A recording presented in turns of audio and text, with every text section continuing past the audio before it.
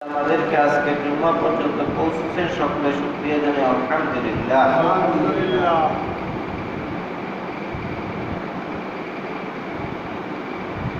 আল্লাহ তাআলার বড় দয়া ও মায়া, যার কারণে আমরা এখনো সুস্থ অবস্থায় আছি। এটা সবচেয়ে আল্লাহ তাআলার বড় একটি নিয়ামত। কথিত আছে যে মুসা আলাইহিস সালাতু ওয়াস সালাম আল্লাহ তাআলার কাছে জিজ্ঞাসা করছিলেন যে, হে আল্লাহ, আমি যদি আল্লাহ হইতাম আর তুমি যদি মুসা হইতা তাহলে কি চাইতাম? আল্লাহ বলতেছেন যে, হে মুসা, তুই জীবনে আল্লাহ হওয়া তোর পক্ষে সম্ভব না, আর আমার মুসা হওয়া সম্ভব না। মুসা বললেন যে, আমি জানি এটা, কিন্তু তারপরেও আমি জানতে চাই যে কি চাইতাম। আল্লাহ তাআলা বললেন নাকি যে সর্বপ্রথম যে জিনিসটা চাইতাম সেটা হলো সুস্থতা। কি সুস্থতা? তার সুস্থতা হলো আল্লাহ তাআলা বড় একটা নিয়ামত, সবচেয়ে বড় নিয়ামত। আপনি দেখেন বর্তমান সময়ে বিশেষ করে আমাদের দেশে যা চলতেছে এটা কারোরই অজানা না, সবাই কম বেশি জানে।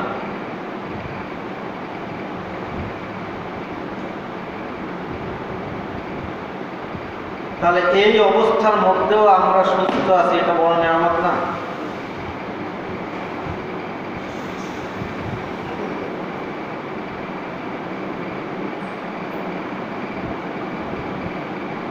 আজকের যে বর্তমানে সময় যে আন্দোলনগুলো চলতেছে, এই আন্দোলন সম্পর্কে অনেকে ফতোয়া দিচ্ছে। কেউ ফতোয়া খুঁজতেছে কাকে শহীদ বলা যাবে, কাকে শহীদ বলা যাবে না।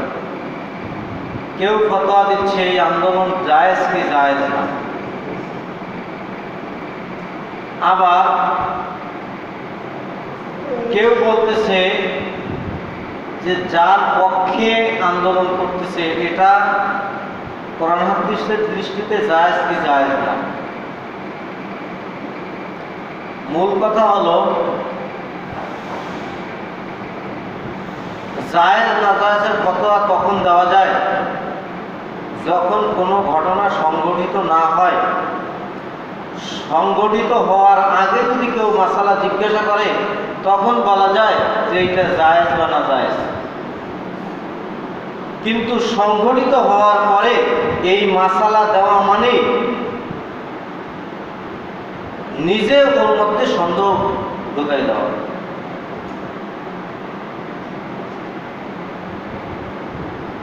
আজকের আলোচনা ব্যতিক্রম হয়।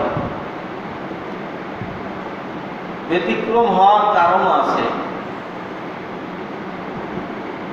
সারা দেশব্যাপী আন্দোলন করতেছে একটা বিষয়ের উপরে। আমরা আন্দোলনে যুক্ত না, কেউ মৌন সমর্থন করি, কেউ করি না। কারো লেখার ক্ষমতা আছে লেখে, কেউ লেখে না। এভাবে যে অবস্থান থেকে কিছু সংখ্যক মানুষ আন্দোলনের বিপক্ষেও আছে। কিন্তু এই আন্দোলনকে যদি কোরআন হাদিসের দৃষ্টিতে নেয়, এটা নেওয়া যাবে না। এটা নেওয়া যাবে না। কেন যাবে না? কেননা বাংলাদেশের যে সংবিধান, এটা কোরআন হাদিসের সংবিধান না। এটা কোরআন হাদিসের সংবিধান না। বাংলাদেশের যে বিচার ব্যবস্থা, এটাও কোরআন হাদিসের সাথে মিলে যায় না, মিল নেই। সুতরাং কেহ যদি কোরআন হাদিস থেকে এর ফয়সালা চায়, এটা সম্ভব না। সহজ কথা। কেননা বাংলাদেশের সংবিধান কোরআন হাদিসের সংবিধান না। বাংলাদেশের বিচার ব্যবস্থা কোরআন হাদিসের বিচার ব্যবস্থা না। শুধু বাংলাদেশের একটা জিনিস আছে কোরআন হাদিসের সাথে, সেইটা হলো কি, পিতামাতা সম্পদ রেখে গেলে ওইটার বন্টন। তা মুসলমানদের জন্য, অন্য কারোর জন্য না। এইটাই শুধু বাংলাদেশে কোরআন হাদিস অনুযায়ী আছে।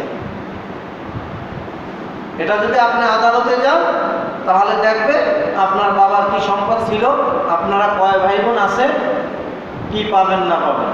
তাছাড়া আর একটা নীতিও বাংলাদেশে কোরআন হাদিসের সাথে না। সুতরাং যদি কেউ বলে এই যে আন্দোলন চলতেছে এটা জায়েজ না নাজায়েজ, যে এটার সাথে কোরআনের কোনো সম্পর্ক নাই। এই যে মানুষটা মারা গেল এটা শহীদ না, শহীদ কি শহীদ না, এটাও কোরআন হাদিসের সাথে মিলানো যাবে না। এই আন্দোলন আপনি করবেন কি করবেন না, এটাও কোরআন হাদিসের সাথে মিলানো যাবে না। তবে কোরআনে একটা কথা আছে, ইয়া আইয়ুহাল্লাযীনা আমানুত্তাকুল্লাহ, হে ঈমানদাররা আল্লাহকে ভয় করো, ওয়া কুনু মা'আস সাদিকিন, এবং সত্যবাদীদের সাথে থাকো। কি বলা হয়েছে? সত্যবাদীদের সাথে। তবে আন্দোলন বৈধ, এই আন্দোলনের কথা কিন্তু আমি বলতেছি না। আন্দোলন কি বৈধ? আন্দোলন যদি বৈধ না হইতো তাহলে রাসূল সাল্লাল্লাহু আলাইহি ওয়াসাল্লামের জীবনে অনেকগুলা যুদ্ধে তার নিজেকে পর্যন্ত উপস্থিত হইতে হতো না।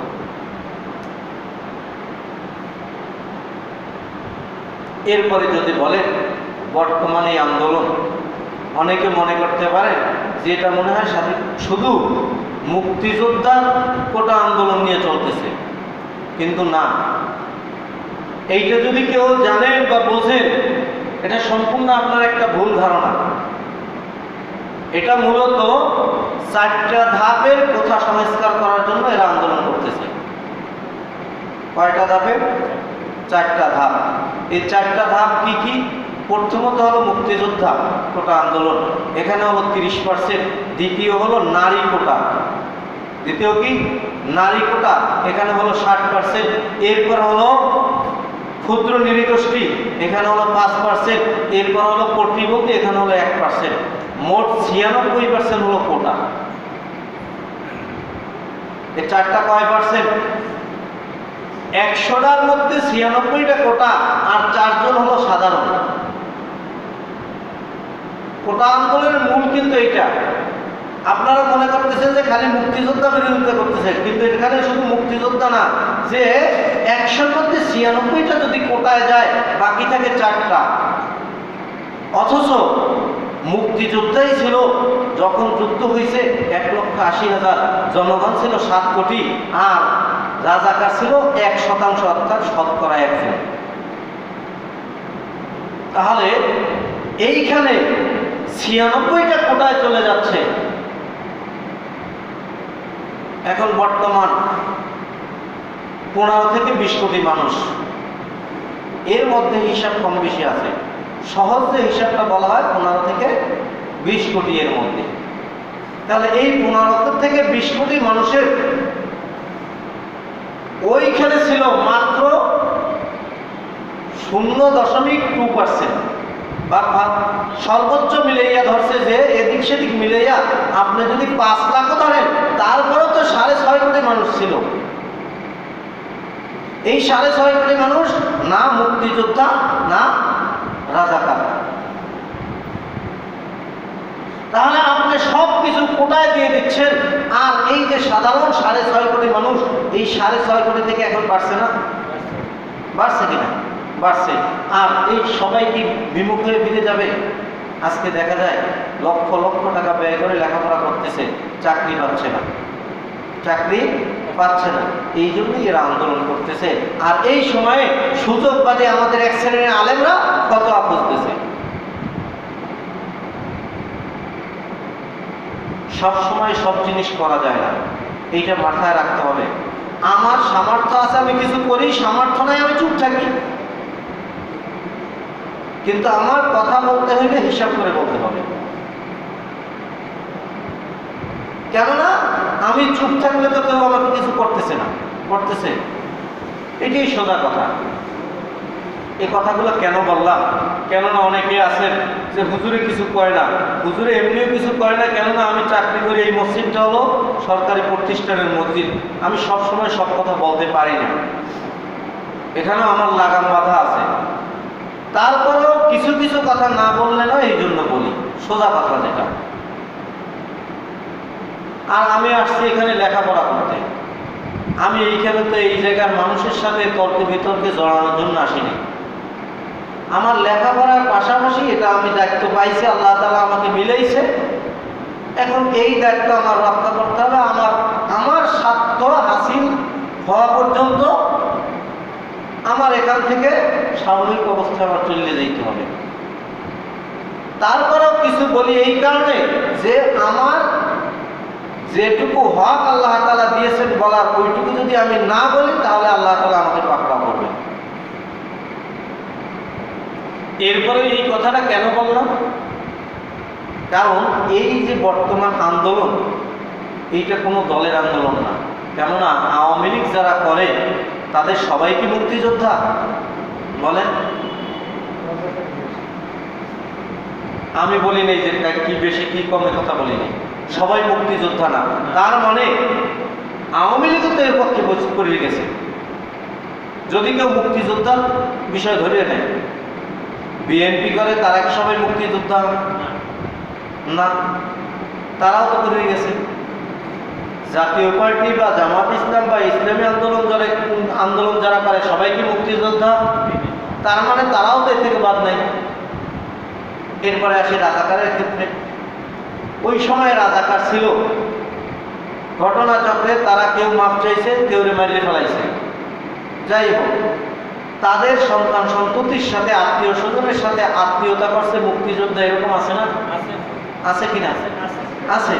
তাহলে এরকম যদি থাকে, একজন রাজাকারের ছেলের সাথে একজন মুক্তিযোদ্ধার মেয়ের বিবাহ হয়েছে, অথবা একজন মুক্তিযোদ্ধার ছেলের সাথে একজন রাজাকারের মেয়ের বিবাহ হয়েছে, তাহলে এখানে কোন কোটা বাস্তবায়ন হবে? কথা কি বুঝতে পারলেন? মূল কথা হচ্ছে মুক্তিযুদ্ধ ছিল বাংলাদেশের বৈষম্য বিরোধিতা করার জন্য। কেননা পাকিস্তান সরকার বৈষম্য করতেন, বাংলাদেশিদের ভালো কোনো চাকরি দিতেন না, ভালো কোনো কাজ দিতেন না। এরপর বিভিন্ন জিনিস পাকিস্তানের দাম বেশি, দাম কম, বাংলাদেশের জিনিস পাকিস্তানের দাম কম, বাংলাদেশের দাম বেশি। এইসব বিভিন্ন কারণে বাংলাদেশিদের তারা হেয় প্রতিপন্ন করতেন। এই কারণে বৈষম্য যাতে না থাকে, সেই কারণে মুক্তিযোদ্ধা। আবার সেই বৈষম্যই হচ্ছে এখানে। আজকে দেখেন, একটা পরিবার থেকে যদি একটা পুরুষ চাকরি পায়, এই একটা পুরুষের কারণে একটা পরিবারের যতজন লোক আছে সবাই ভালোভাবে চলতে পারে। কিন্তু একটা পরিবার থেকে একটা মেয়ে চাকরি পেলে, এই একটা মেয়ের কারণে পরিবারের যতগুলো লোক আছে ওই লোকগুলোর সমস্যা হয়। যেটা কেমন কথা? 10 জন মেয়েকে চাকরি না দিয়া 10টা পুরুষকে চাকরি দিলে 10টা পরিবার বাঁচে। কিন্তু 10টা মহিলাকে যদি চাকরি দেয় 10টা পরিবার ধ্বংস হয়। বলতে পারেন, হুজুর এটা আবার কি বললেন? আপনার হয়তো মেয়ে চাকরি করতে পারে, কিন্তু কথাটা আপনি খেয়াল দিয়ে শোনেন। মহিলা চাকরি করার কারণে 1 নম্বরে হলো তার স্বামীর সাথে সে সংসার করতে পারে না ভালোভাবে। এটা তার দোষ না, চাকরির দোষ। কেন দোষ? সারাদিন পরিশ্রম করার পরে সন্ধ্যার সময় বাসায় আসছে, এমনিতেই মন মেজাজ ভালো থাকে না, পুরুষেরই তো থাকে না, মহিলার কথা আর বলবো কি। এরপরে যখন একটা কথা স্বামী না যেই বলে, নিজের কাছে খিটখিটে লাগে, তখন বলে কি পানি দিতে পারলে, পানি চাইলে পাই লইয়ে খাও। একটু যদি বেশি করে যায়, তুমি চাকরি করছো, আমি সারাদিন চাকরি করিনি, আমি তো সারাদিন কাজ করছি। গেল এক। দ্বিতীয়তম, মহিলার অর্থ দ্বারা কেউ ভাগ পায় না। মহিলার অর্থের উপরে কেউ দাবি করতে পারে না, কেউ দাবি করতে পারে না। আজ পর্যন্ত বলতে পারবে কোনো বাবা যে আমি আমার মেয়ে যে ইনকাম করছে তার উপর দাবি করতে পারছি? কোনো ভাই বলতে পারবে যে আমার বোন যে ইনকাম করছে তার উপর আমি দাবি করতে পারছি? এরকম অন্যান্য বাদই দিলাম। অথচ দেখেন, একটা ছেলে যদি চাকরি নেয় তার উপর দাবি কিন্তু সবাই করে, মা বাবা ভাই বোন সবাই। কথা কি বুঝাইতে পারলাম? এই জন্য দেখা যায় কি মেয়েদের থেকে চাকরি প্রয়োজন বেশি কিন্তু ছেলেদের। এরপর আরো যে ক্ষতি, সেই ক্ষতি হলো দেখবেন যেই সমস্ত মহিলারা চাকরি করে, অধিকাংশ, সবাই না কিন্তু অধিকাংশের ক্ষেত্রে দেখবেন তাদের ছেলে মেয়ের লেখাপড়া হোক, যত্ন হোক, এ ধরনের কাজে ত্রুটি ঘটে। এমনকি অনেক জায়গায় এরকমও ঘটছে যে রাইখা আসছে, মহিলা রাইখা আসছে অন্য একজনের কাছে, সন্তান রাইখা আসছে, সন্তানকে মাইরে ফেলাইছে, এরকম ঘটনা আছে, বাংলাদেশে ঘটছে। অহরহ এ ধরনের ঘটনা দেখা যায়। তার মানে একজন মহিলার থেকে চাকরি বেশি প্রয়োজন কার? একজন পুরুষের। অথচ সেই জায়গায় 60 জন, 100 জন মানুষের মধ্যে 60 জন রাখা হচ্ছে মহিলা। আর আপনি তো চিন্তা করেন খালি কোটা বিরোধী আন্দোলনে মুক্তিযোদ্ধা বিরোধিতা, কিন্তু এখানে শুধু মুক্তিযোদ্ধা নয়, এখানে 4টা শ্রেণীর তারা সংস্কার চাইছে। তারা কিন্তু বাতিল চায় নাই। তারা কি চায় নাই? বাতিল চায় নাই, তারা চাইছে সংশোধন, সংস্কার চাইছে। সংস্কার মানে ওখানে যে পরিমাণটা আছে ওইটা কমাইয়ে আনুক, যাতে করে সাধারণ মানুষ চাকরি পেতে পারে। আজকে দেখেন ওই যে 4 জন বাকি থাকে, তাও ঘুষ ছাড়া চাকরি হয় না। আমার পরিচিত, আমাদের চাচাতো বোন হয় দূর সম্পর্কে, আমার পরিচিত অশিক্ষিত ছোট বোনের সার্টিফিকেট দিয়ে বাবা মুক্তিযোদ্ধা, যার কারণে সে চাকরি দিচ্ছে। আচ্ছা এখন বলেন এটি কি বৈধ না অবৈধ? সরকারের দৃষ্টিতে কি হয়েছে? বৈধ হয়েছে, অথচ নিজেরও সার্টিফিকেট না। কিন্তু বাস্তবে কি হয়েছে? বৈধ না অবৈধ? এটা একটা সহজ। আমার নিজের পরিচিত, আমার আপন চাচাতো বোন না, কিন্তু নিকট আত্মীয়। সে যে চাচাতো বোন, সে নিকট আত্মীয়। এরকম আরো কত আছে। এই যে এই আন্দোলনের মধ্যেই কালবেলা একটা সংবাদ প্রকাশ করছে যে ঠাকুরগাঁওয়ে এক ব্যক্তি 7 জনের চাকরি দিছে বাবার সাথে, অথচ তার মাত্র 2টা মেয়ে। তার মাত্র 2টা মেয়ে চাকরি দিছে কত জনের? বাবার সাথে 7 জনের। এই 7 জনের বাকি 5 জনের থেকে টাকা খাইছে, বিপুল পরিমাণ টাকা খাইছে। এই চলতেছে। আরো দেখেন বাংলাদেশে অসংখ্য মুক্তিযোদ্ধা আছে যারা যুদ্ধ করছে কিন্তু সার্টিফিকেট নাই, তারা অবহেলায় পড়ে রয়েছে। আর প্রকৃত মুক্তিযোদ্ধা যারা, তারা কি এই কোটা চায়? তারা কোটা চায় না। তারা জানে যে এই বৈষম্য দূর করার জন্য আমি যুদ্ধ করছি। আমি কয়েকজনের লেখা দেখলাম, আমাদের লজ্জা হয়, আমরা মুক্তিযোদ্ধার সন্তান, আমাদের লজ্জা হয়।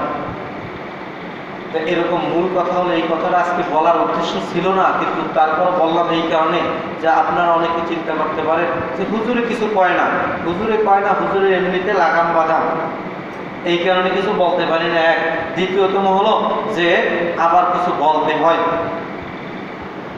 অনেকে বলতে মনে করতে পারেন এই আন্দোলন কেন করে, এখন যে অভাব, গাড়ি ঘোড়া সব বন্ধ, তরকারি পেতি নাই বাজারে, যা কিনতে যান যদিও কিছু পান আকাশ চুম্বি দাম, যা চায় তাই দেওয়া লাগে।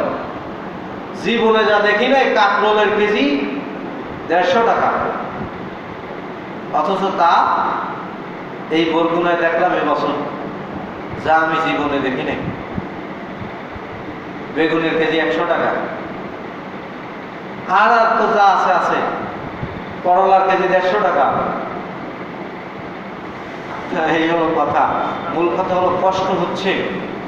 এই কষ্ট সবসময় আপনি দেখেন, যখন ভাষা আন্দোলন হয়েছে তখনও কিন্তু এই ধরনের কিছু ছিল। স্বাধীন হয়েছে যখন, মানুষ বাজার করতেও যাইতে পারে নাই।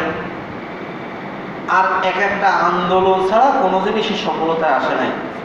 সুতরাং আল্লাহ তাআলাই ভালো জানেন এর ভিতরে কি কল্যাণ নিহিত আছে না আছে। তবে আমাদের দৃষ্টি থেকে যা দেখি, কোটা বিরোধী আন্দোলন মূলত যারা বুঝতেছেন যে এটা শুধু মুক্তিযুদ্ধ, এটা আসলে ভুল ধারণা। কোটা তারা নিষিদ্ধ চায় না, কোটা চায় সংস্কার। সুতরাং এ আলোচনা কিন্তু ধর্মীয় আলোচনা না। অনেকে মনে করতে পারেন যে কোরআন থেকে শুধু এতটুকু বললাম যে সত্যবাদীদের সাথে থাকা। যদি কোটা আন্দোলনকারীরা সত্যবাদী হয় তাদের সাথে আপনারা থাকতে পারেন। যদি আপনার দৃষ্টিতে দেখেন যে তাদের কথাগুলো সব মিথ্যা, তাহলে আপনি সরিয়ে পড়েন। কিন্তু এই কোটার বিবেচনা কোরআন থেকেও নেওয়া যাবে না, হাদিস থেকে নেওয়া যাবে না। কোরআন থেকেও ফতোয়া দেওয়া যাবে না, হাদিস থেকেও ফতোয়া দেওয়া যাবে না। তবে একটা ফতোয়া, সেটা হলো যদি এরা সত্যবাদী হয় তাহলে আপনি এদের সাথে থাকতে পারেন, আর যদি সত্যবাদী না হয় আপনি এদের থেকে ফিরে থাকেন। আর আপনি ওখানে থাকবেন কি থাকবেন না, এটা সম্পূর্ণ আপনার ব্যাপার। এটা সম্পূর্ণ কার ব্যাপার? আপনার ব্যাপার। সুতরাং যতটুকু বললাম আমাদের আরো ভালোভাবে বোঝার তৌফিক আল্লাহ তাআলা দান করুন। উপকারী কথা হলে আল্লাহ তাআলা আমাদের সকলকে মানার তৌফিক দান করুন। ক্ষতিকর কোনো কথা হলে আল্লাহ তাআলা তা থেকে আমাদের মুক্তি থাকার তৌফিক দান করুন। আমিন। ওয়া আখির দাওয়ানা আলহামদুলিল্লাহ।